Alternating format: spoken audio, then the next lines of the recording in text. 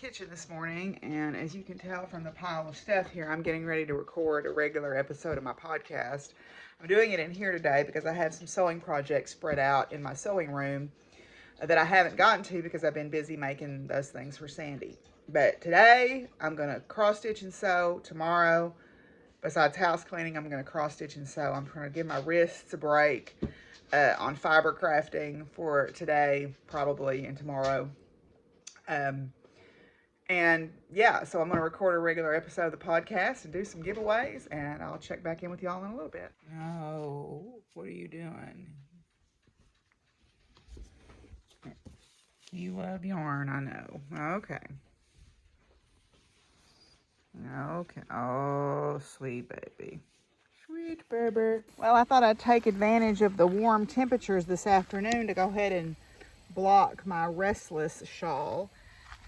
Some of it's hanging over the edge here because my mats are not wide enough, but went ahead and washed and blocked this and pulled down the points and pinned them so that they'll be nice and obvious, and open up the mesh. So it's a beautiful, really super happy with it. And then I went ahead and washed and blocked those socks too while I was at it.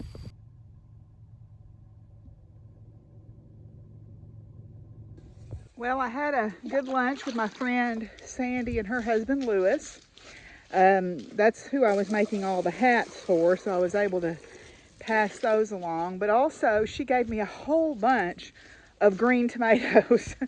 So I'll get to make some chow chow or green tomato salsa or something like that. Right now I'm outside watering and feeding the rabbits. I fed the chickens and Penny already, but I'm gonna fill up the waterers and feeders for the rabbits because we've got some weather coming in tomorrow all day into Tuesday, so I'll make sure that everybody is ready for that. I'm gonna put hay out also for the cattle, but she gave me about 10 pounds of green tomatoes. We met up at the Point Remove Brewery, which is down in the town where I get feed. The name Point Remove is actually a corruption of the name that the French gave the area when they came through, Point Remove. Point remove, I think means like coral pools or something along those lines in French. And the reason they called it that is because it's where this pretty significantly sized creek feeds into the Arkansas River, and where they join, they make little whirlpools. And so they call those removes, and so it was Point Remove, but over the years, it's been changed to Point Remove. Like remove it, make it go away, for whatever reason. And so it's a pretty significantly sized creek that runs from up in the mountains. I actually tracked it back to where its origin point is up on near Evans Mountain, and it flows down through Ed Gordon Wildlife Management Area and into the Arkansas River. So it's important to me for several reasons. One of the reasons is because it is close to where I live. Also, several years ago when I was volunteering at the middle school, we adopted a stretch of that creek for our stream team. Stream team was a organization sponsored by the Game and Fish Commission, and what you did was you adopted a stretch of waterway and you did periodic testing. You were supposed to do it at least twice a year, and you tested the water quality. You looked for certain species of nematodes to indicate what condition the water was in. And then you did a physical assessment of the flow rate and the erosion and all of that. And we adopted Point Remove Creek, or part of Point Remove Creek. So we did that. Also, the other reason it's interesting to me is I had a student do an honors college project. There's actually a Mississippian era mound complex in some agricultural land down at about where Point Remove enters the Arkansas River. And Matt did a bunch of work trying to figure out if there was any astronomical alignments, because it's about halfway between two major mound complexes, Toltec mounds down in England, Arkansas, which has nothing to do with the Toltec people, but that's the name it got. And then Spiro mounds, which is over in Oklahoma.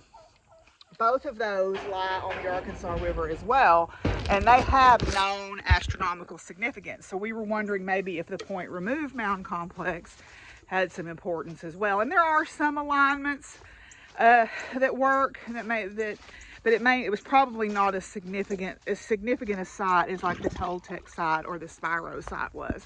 But anyway, so we went to Point Remove Brewery and had pizza, and now I am home doing chores as per usual. So I'll check back in with you guys in a little bit. So here's what my friend Sandy brought me. I'm gonna be busy. Looks like very busy. So that's good. I have to say I really love these little drink packets. They have them on the Willie found him a Coke bottle. They have them on the 99-cent aisle at my grocery store. And they get me to drink more water, which is nice. They've got several different flavors. I've taken quite a fondness to this one, this cherry pomegranate one. So yeah, I really enjoy these. I like the Weiler's lemonade and raspberry lemonade ones too. So yeah, it gets me to drink more water, and at the end of the day, I guess that's what's good for you, right? Let's see. Yes. I'm trying to cross stitch. I am working on my little Halloween cross stitch today, giving my wrists a break. Yes. Peasy, peasy, peasy. Peasy, peasy, peasy. Someone is very rotten.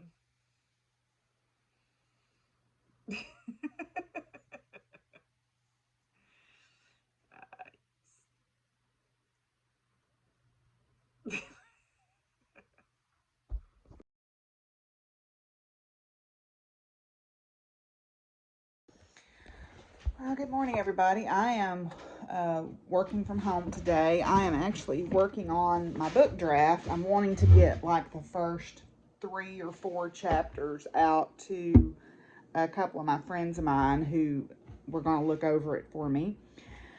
So I am trying to, tidy up those and get them out to people so that they can look at them. And just to make sure that it's not too dry to read and it's got some interesting ideas in it. But I thought I would share with you guys this little magazine that I picked up. This is a kids magazine that's put out by the American Chemical Society. And this one is The Buzz About Bugs. So it's about animal and insect chemistry. And the reason I thought it was really cool, there's a lot of really cool things in here, but one of the things that I thought was really cool is they talk about cochineal. They talk about cochineal bugs, which are the bugs that you can use to enhance pink or reddish colors. They're sometimes called carmine, and native indigenous people, including the Incas and Aztecs in Central and South America, used cochineal bugs to color fabrics and other materials. They even found a way to get other colors besides pink and red from these same bugs, and then try this activity to discover how they did it. And they give a procedure in here for how to extract the cochineal dye. And then it has an activity where you change the pH of the solutions to get different colors.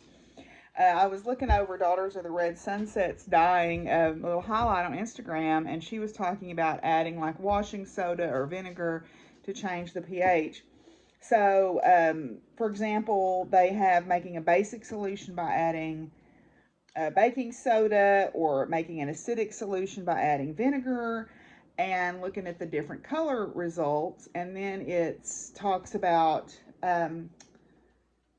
making,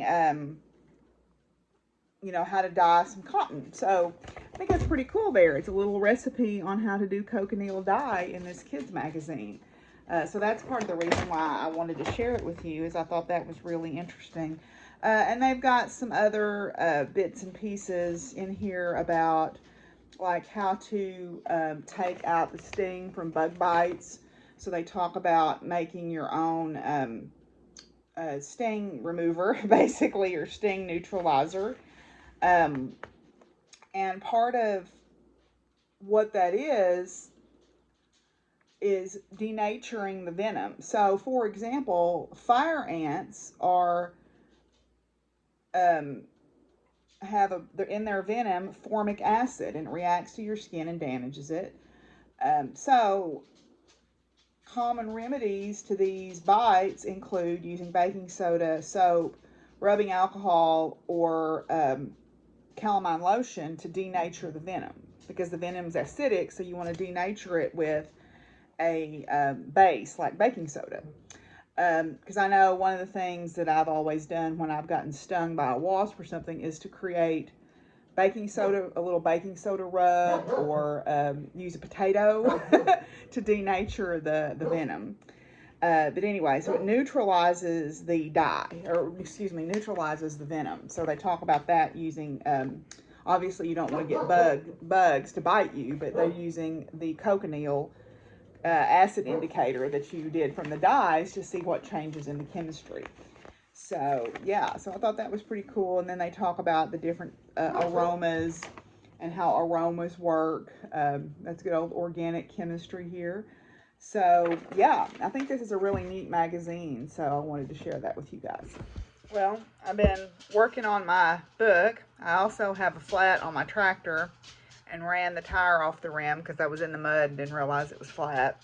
So I drove on it and it popped it off the rim. So I'm waiting on somebody to come help me take it off so that I can take it to get repaired tomorrow. Hi, Smiley. Hi. Smiley is very interested in my baked sweet potato. No, you can't have it. I haven't had a baked sweet potato since I was a little girl. My grandma used to bake them. So I have a baked sweet potato here, and with a little bit of brown sugar on it. And Smiley thinks she needs some of it too, but she can't have it. No. But anyway, so I'm working on my book. I've got a meeting at 3, and then I'm gonna get back to reading about cloud forms. I'll check in with y'all guys after a while. Well, I finished my hat. I made it a little bit slouchy, and I put a tassel on it because, you know, why not? I like it. I sewed the brim up so it fits. It's a little, it looks like it's loose, but it's actually quite snug and warm with that double brim. So yeah, I guess I'm gonna wash it and get these fibers to bloom and make my sunflowers look really pretty. So there you go. There's my tassel. I need to trim that one long piece, but yay. Well, good morning, everybody. It is Wednesday, and I just got finished writing an exam, and I answered some emails, and I heard from a friend that I hadn't heard from in a while, so that was good. And I got some feedback on my book chapters that I sent to my friends, which was very positive and made me feel really good. I was going to do some grading, but we have to turn in our iPads today for inventory tagging, so I didn't want to forget to do that. So I went ahead and turned mine in. I brought some hot peppers to work to share with people. So I am in my office listening to some videos to prepare for class. I like to listen to videos about modern physics to get some ideas to talk about topics in class. I teach in what's called a flipped classroom style. I do very little traditional lecturing in this class.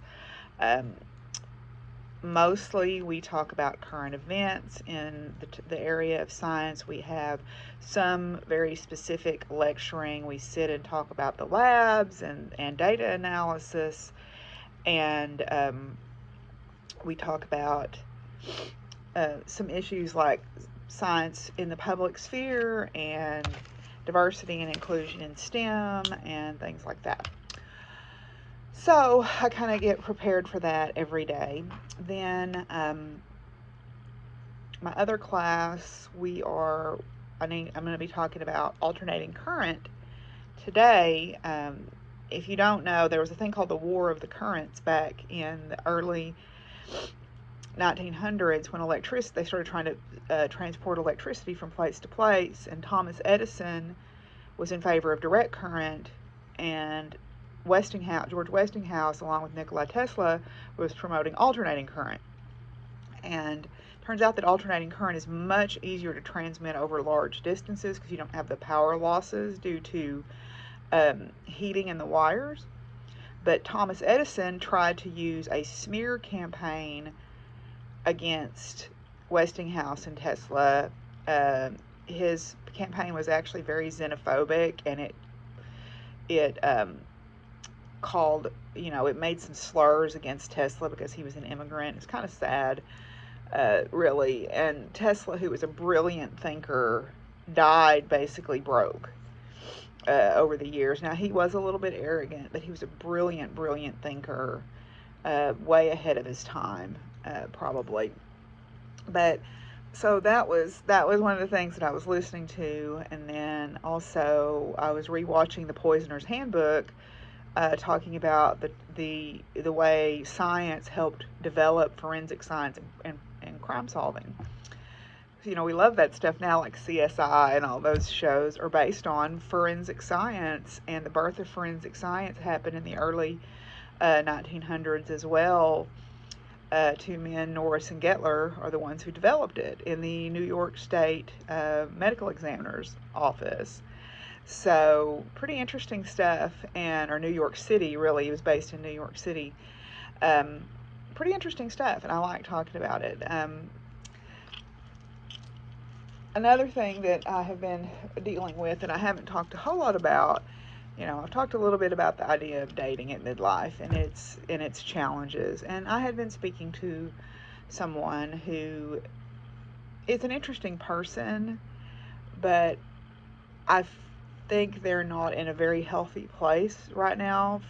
At least to me, they're not in a very healthy place for what my expectations are. And normally I would go, oh, maybe it'll get better, blah, blah. I'm always that perpetual fixer. But I finally said, I think we'll be great friends, but I don't think you're ready for this. I don't think that we need to try to even go out on a date. I think, because we've been talking for a little while, a couple of months, and I think that there's someone who we have some common interest and we can have some interesting conversations, but I don't think they would be healthy for me to try to get involved with them any more than that. And normally I would never speak up, so therapy pays off. That's the moral of the story. Therapy pays off. So I am again working on my Galaxy Lemonade shawl here this morning, and I will show you though, the other day in the faculty knitting group I worked some on my bear sweater. I am over halfway through the color work chart. So yeah, see, I'm getting there. I've got my bears. I'm working on their bodies now. It's kind of hard to see. Bears. And yes, somebody asked if these are my school colors. Actually, we are purple and gray. The pink is not, but this is a dark purple, more of a blackberry purple. We're more of a royal purple, I guess you could say. But yep, got my bears worked on there, so that's pretty exciting. So I take that with me to every time we have this little faculty meetup. Anyway, so I'm going to get on here with my listening, and I will check in with you guys later. Okay, well, I'm home. I guess I didn't let y'all in on the flat tire situation, but it is fixed now, and I have put hay out for the cattle. I had a flat tire on the front of my tractor, and I didn't realize it was flat, and I was in the mud, and I ran it off the rim, so I couldn't just air it back up. I had to take it in and get it put back on the rim at the co-op. But fortunately, it was quick and easy, and my neighbor helped me take it off and put it back on, so it was all good. Now the cows have hay and everything is well. Back on campus, I took my hot peppers in and shared them. Pick them up tomorrow. Whatever's left, I'm just going to dry and put in some oil or something, or grind up and make hot pepper flakes or something out of them. Yeah, So I am going to wind this video up for today. We've only got about a week left to go, or not even that to go on Vlogoween. So we're going to finish up here. One of today's cards is Diana, the moon. In ancient Rome, the goddess Diana was believed to rule over wild animals, hunting, and the moon. As the goddess of hunting, Diana symbolized the divine feminine's ability to provide nurturing for all its great and small creatures, even in the darkest winter when little grows. As the goddess of the moon, she ruled over that celestial body whose light was believed to influence the growth of crops and the pregnancy of women. I hear you. The changing moon reflects the cycles of nature, for its light influences all growing things, humans, animals, and plants, for better or for worse. The story of Diana reminds us that our connection to these cycles, and that, like the moon itself, what is empty will become full if we are patient. The moon suggests intense emotions are as changeable as that beautiful orb. Instead of seeing this as a negative, recognize that what is empty will become full again, just as the moon does. These times can be seen as opportunities to work on your relationship with what truly nourishes you, to develop your intuition, and to learn to trust yourself. You may also feel more aware of the nurturing of women who truly care about you. Okay? Then the other card is the Zorya, the sun. Okay, the Zorya. In Slavic mythology, the Zorya are the trinity of sister goddesses who attend to the sun god, whose chariot rides through the sky every day to bring warmth to the earth. As well as attending to the sun god, without whose light all living things would perish, the Zorya are believed to be the guardians of the universe. As such, they stand watch over a fierce doomsday hound subdued only by a chained leash. One legend states that if ever this chain were to break, the end of the world would be at hand.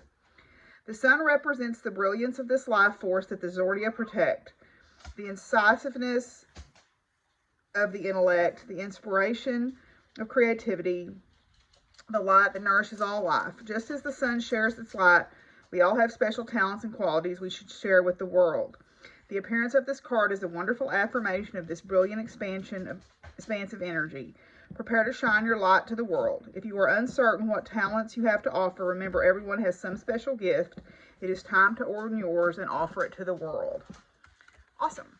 So, yeah, that's going to end our video for today. Thanks to everybody who has been watching and who watched the regular podcast, and thank you for the good conversation about everything.